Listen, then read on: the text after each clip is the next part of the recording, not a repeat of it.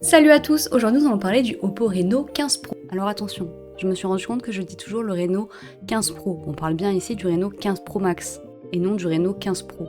Voilà, maintenant que c'est bien mis au point, gardez en tête que cette vidéo parle du Reno 15 Pro Max et je vous remets la suite de la vidéo. Bon, un téléphone qui sur le papier a tout pour plaire, mais qui lors des tests m'a laissé quelque peu perplexe. Nous allons donc voir ce nouveau smartphone de chez Oppo et quelles sont ses évolutions par rapport au Oppo Reno 14 Pro. Dès la prise en main, on sent qu'Oppo a encore travaillé le design. Le dos est texturé, les courbes maîtrisées et la sensation premium sont toujours là. C'est un téléphone agréable à regarder et à tenir.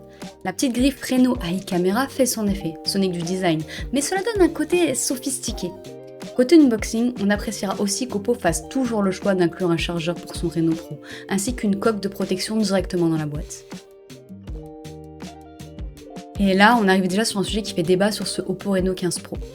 Oppo a décidé de reconduire exactement le même processeur que pour son 14 Pro, le MediaTek Dimensity 8450, ce qui implique forcément une évolution limitée en termes de performance. Dans les faits, ça se confirme très rapidement. Sur l'usage quotidien, le téléphone est fluide, réactif et agréable à utiliser, mais les performances restent très proches de celles du Reno 14 Pro. Et il n'y a pas de réel saut générationnel.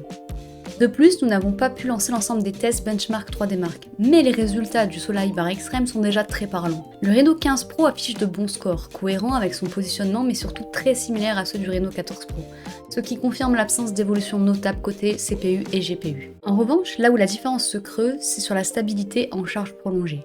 Lors des stress tests, le Reno 15 Pro montre une baisse assez marquée des performances, avec une stabilité qui peut descendre autour de 40%. Le téléphone chauffe davantage et réduit plus rapidement ses fréquences pour se protéger, ce qui entraîne des variations de FPS visibles sur la longue session. De manière assez surprenante, le Reno 14 Pro s'en sortait mieux sur ce point. Les performances brutes sont similaires, mais la gestion thermique du Reno 15 Pro est moins efficace, ce qui le pousse à se rosseler plus facilement. Au final, le Reno 15 Pro est très fluide au quotidien, mais pour quelqu'un qui cherche une réelle montée en puissance par rapport au Reno 14 Pro, l'évolution est beaucoup trop légère. En photo rapprochée, le Reno 15 Pro s'en sort très bien. Les macros montrent un bon niveau de détail, une mise au point précise et un détourage naturel efficace, sans avoir recours à un mode portrait forcé. Les couleurs sont bien maîtrisées, le bokeh reste doux et progressif, ce qui donne des images agréables et faciles à réussir. Sur les textures, le capteur principal parvient à restituer correctement les détails fins, avec un bon contraste et une lecture claire des matières. On note toutefois un léger lissage logiciel sur certaines zones, signe que le traitement privilégie la propreté de l'image plutôt que la brutalité du détail. Mais l'image reste très propre. Ici, cette scène permet de juger la gestion des textures, des couleurs et de la profondeur du champ. Le sujet est bien détaché de l'arrière-plan, les couleurs restent naturelles et l'exposition est bien équilibrée. Le rendu est cohérent, il est flatteur pour cette peluche et sans excès de traitement. En paysage et en photo urbain, le téléphone propose une exposition bien maîtrisée, avec un ciel correctement contenu et des zones sombres et lisibles. La netteté est homogène sur l'ensemble de l'image et les couleurs restent naturelles. Ce ne sont pas des clichés spectaculaires, mais ils sont fiables et agréables à regarder. En architecture, sur un léger zoom, le Reno 15 Pro offre un bon niveau de précision. Les reliefs, sculptures et matières sont bien rendus, avec une netteté suffisante pour ce type de scène. Le traitement reste assez sage, mais permet d'obtenir des images propres et bien équilibrées. Mais sur un zoom poussé, on ressent le logiciel de traitement. Mais notez qu'il serait certainement beaucoup plus léger avec un très beau soleil. Et côté selfie, nous retrouvons de nouveau les mêmes options de traitement du visage. Globalement, le Reno 15 Pro est un smartphone polyvalent en photo. Il excelle plus en macro et sur les sujets proches. Les paysages et l'architecture restent solides mais sans effet waouh. Quant au zoom très poussé, le computationnel se fait sentir. En vidéo, j'ai eu la chance de pouvoir tester le Reno 15 Pro en plein soleil. Globalement, l'image est bonne et les sujets en mouvement restent fluides, ce qui est appréciable pour un usage classique. Bon, en revanche, le capteur se montre assez sensible à la lumière directe. On peut clairement observer des rayons et des reflets lumineux dans certaines situations, comme on peut le voir ici. Pour les sujets rapprochés, le téléphone s'en sort bien, avec une mise au point efficace dans la majorité des cas. J'ai toutefois noté un léger souci de focus à une reprise, mais celui-ci s'est corrigé rapidement sans impacter durablement la séquence. En revanche, lors des mouvements rapides de caméra, l'image a un peu plus de mal à rester parfaitement fluide. La stabilisation atteint ici ses limites.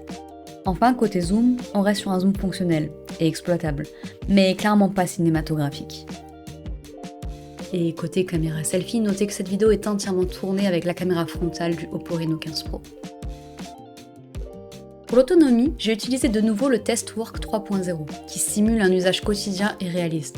Sur ce test, le Reno 15 Pro atteint 12h51 minutes, ce qui est un bon résultat, et lui permet de s'en sortir mieux que beaucoup de smartphones du marché.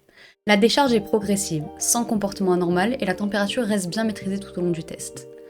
En revanche, même si le résultat n'est pas mauvais, ce n'est pas le meilleur score que nous ayons mesuré dans notre boutique.